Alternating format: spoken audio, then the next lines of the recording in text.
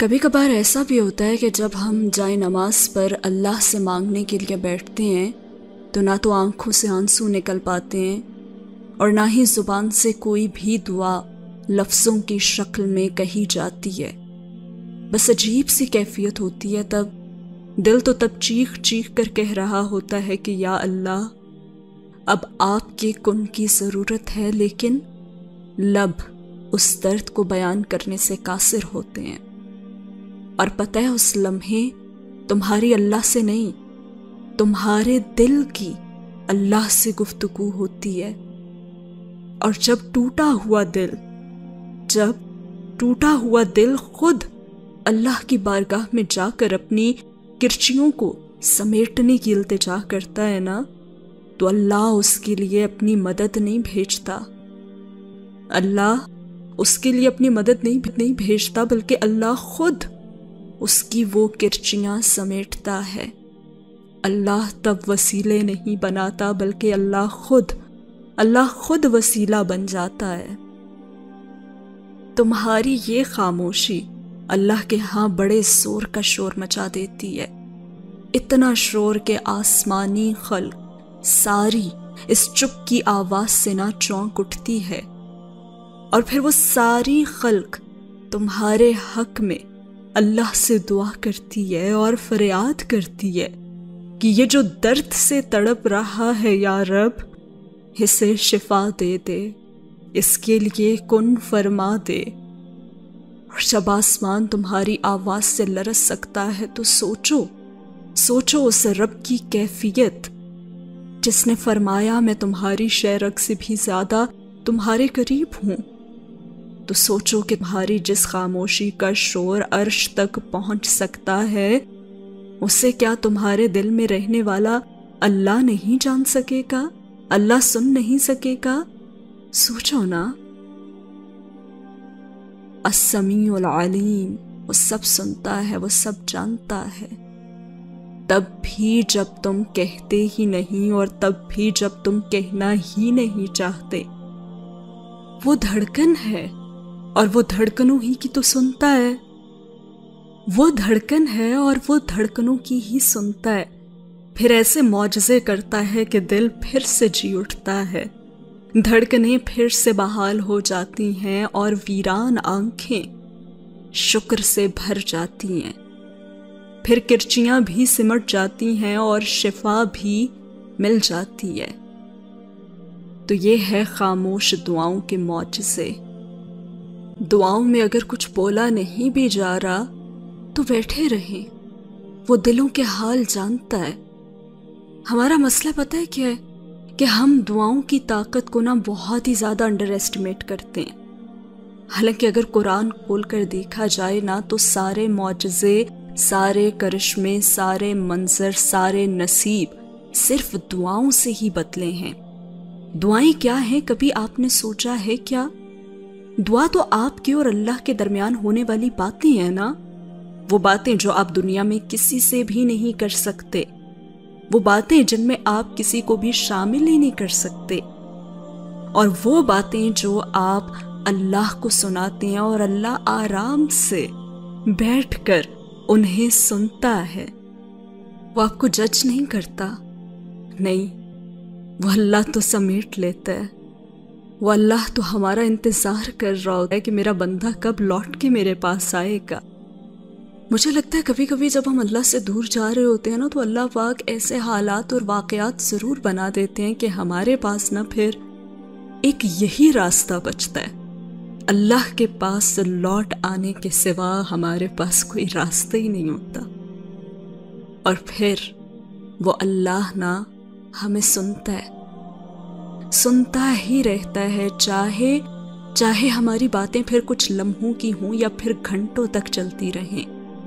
ہم اپنا حال دل ایک ایک لفظ اس کے سامنے بیان کر دیتے ہیں اور وہ خاموشی سے ہمیں سنتا رہتا ہے. جب تک بھی چلتی رہتی ہیں ہماری باتیں، اللہ انہیں بس سنتا رہتا ہے. اب ذرا سوچیں کہ 2 جہانوں کا خالق خصوصی طور پر صرف آپ کی باتیں سننے کے لیے آپ کے ساتھ بیٹھا ہوا ہے، آپ کا دوست بن کر، آپ کا رازدار بن کر، آپ کا مالک بن کر، آپ کا خیر خواہ بن کر صرف آپ کے لیے وہ اپنا وقت نکالتا ہے، حالانکہ آپ کیا ہیں اس کے سامنے؟ کچھ بھی نہیں، پر پھر بھی وہ آپ کو اپنا وقت دیتا ہے، اور یہ نہیں کہتا کہ اور کتنا بولو گے، بلکہ وہ تو کہتا ہے بولتے رہو، مجھے یاد کرتے رہو، میں بھی سنتا رہوں گا اور تمہیں یاد کرتا رہوں گا۔ جیسے سورہ 2 آیت 52 میں اللہ پاک فرماتے ہیں، تم مجھے یاد کرو میں تمہیں یاد کروں گا۔ ایسا کوئی بہترین دوست ہو سکتا ہے؟ کوئی رازدار ہو سکتا ہے؟ کوئی محبت کرنے والا ہو سکتا ہے؟ یہ بادشاہوں کا بادشاہ ہے جو آپ کے لیے ایسے وقت نکال کر آپ کو خاموشی سے سنتا ہے اور آپ کے درد اور دکھوں کو سمیٹ لیتا ہے۔ پھر بھی ہم اس کے پاس نہیں جاتے، دنیا کے ہر انسان کے پاس چلے جاتے ہیں اور آخر میں اس کے پاس آتے ہیں۔ تو پھر اب آپ بتائیں کہ کیا اب بھی ڈرنے کی کوئی گنجائش ہے؟ کیا اب بھی کوئی وسوسہ باقی ہے قبولیت کے حوالے سے؟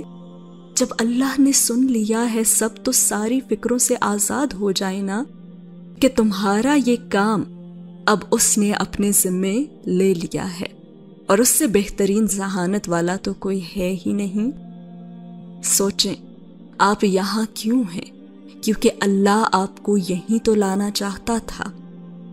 آپ نے کچھ کھویا ہے کیونکہ وہ کھو دینا ہی اللہ کی مصلحت کا حصہ تھا، اور اب آپ اسے اللہ سے دوبارہ واپس مانگ رہے ہیں کیونکہ اللہ نے آپ کو دعا کا راستہ دکھایا ہے اور آپ کا دل دعا کی جانب موڑا ہے۔ کبھی کبھی اللہ کو ہمارا مانگنا اتنا پسند آ رہا ہوتا ہے کہ اللہ چاہتا ہے کہ انسان مجھ سے مانگتا ہی رہے، اور ملاقاتوں کے لمحے طویل کر دیتا ہے۔ مانگنا اتنا پسند آ جاتا ہے اللہ کو، کیونکہ مانگنے کے بعد اگر وہ چیز فوراً مل جائے گی تو پھر انسان دوبارہ کہاں ویسے مانگتا ہے، انسان تو دور چلا جاتا ہے نا۔ تو بس اب آپ یہ سوچا کریں کہ جو کچھ ہو رہا ہے وہ اللہ کی مرضی سے ہو رہا ہے، تو پھر پریشانی کیوں ہوگی آپ کو؟ اللہ کے ہر فیصلے کے پیچھے چھپی وجہ تو ہم نہیں جان سکتے نا، تو ہمارا کام صرف کیا ہے؟ یقین رکھنا ہے اور اللہ سے بس دعا کرتے رہنا ہے۔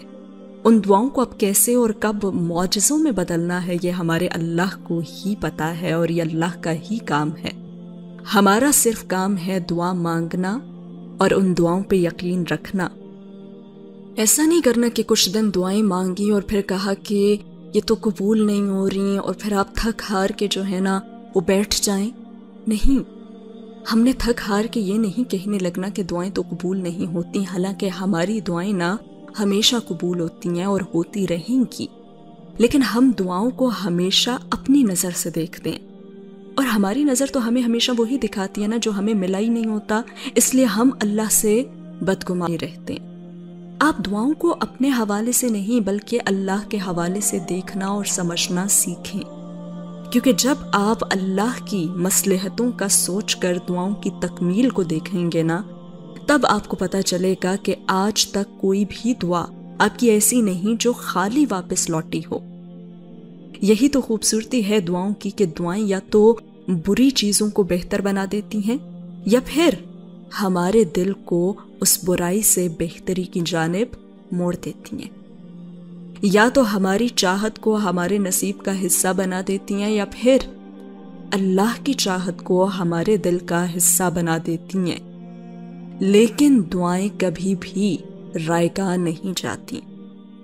دعائیں کن کن وسیلوں سے آپ تک پہنچ جاتی ہیں اور آپ کے کام آتی ہیں، آپ یہ کبھی بھی نہیں جان سکتے۔ دعائیں آپ کو بدل دیتی ہیں اور آپ کو اندازہ بھی نہیں ہوتا، اس لیے دعائیں نہیں چھوڑتے، کچھ مل جائے تب بھی اور کچھ نہ ملے تب بھی، کیونکہ جب آپ کو لگ رہا ہوتا ہے نا کہ آپ کو کچھ بھی نہیں ملا، یقین کریں تب بھی آپ کو بہت کچھ مل رہا ہوتا ہے۔ اور جب آزمائش کا وقت بہت سخت ہو جاتا ہے نا، جب ہر دروازہ بند ہوتا دکھائی دے رہا ہوتا ہے، جب تکلیف بہت بہت بڑھ جاتی ہے، جب کوئی راستہ ہی نظر نہیں آ رہا ہوتا، تو اللہ پاک الفتاح ہے، وہ راستہ کھول دینے والا ہے۔ تو اگر آپ اس وقت یقین رکھیں گے تو یقین جانیں اسی کے بعد معجزے ہوں گے۔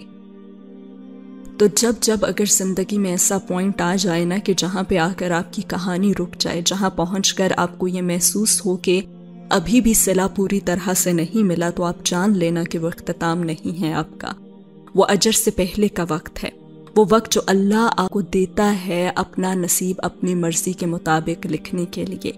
تو ایسے وقت پہ رونے نہیں بیٹھ جایا کرتے یا یہ سوچنے نہیں لگتے کہ دیر کیوں ہو رہی ہے اتنی، بلکہ اس وقت دعا کے لیے ہاتھ اٹھائے جاتے ہیں، کیونکہ وہ دعاؤں کی قبولیت کا موقع ہوتا ہے، اور اللہ آپ کو وہ موقع اسی لیے دیتا ہے تاکہ آپ اپنی کہانی کا رخ موڑ سکیں۔ تو پھر سوچ کیا رہے ہیں آپ؟ ایک باب ختم ہو جانے سے کہانی ساری ختم نہیں ہو جاتی، ابھی بھی وقت ہے آپ کے پاس، ابھی بھی سب آپ کے ہاتھوں میں ہی تو ہے، بس آپ کے مانگنے کی دیر ہے اور رب آپ کو مل جائے گا، بس ایک پکار کی دیر ہے، آپ کو آپ کا رب مل جائے گا۔ یقین رکھیں کہ کہانی ختم پھر کن پہ ہی ہوگی۔ شروعات تو اب آپ نہیں بدل سکتے نا، لیکن ایسا کریں کہ انجام بدل دیں، جو ہے دل میں وہ مانگ لیں، کیونکہ یہ پھر معجزوں کی گھڑی ہے۔ تاخیر کے بعد خیر کے معجزے ہوتے ہیں، تو دعائیں کرنا کبھی بھی نہ بھولیے گا۔ انشاءاللہ اللہ پاک آپ کی تمام جائز دعاؤں پر کن فرما دے گا۔ ہمیں بھی دعاؤں میں یاد رکھیے گا۔ ویڈیو کیسی لگی ضرور بتائیے گا کامنٹ سیکشن میں۔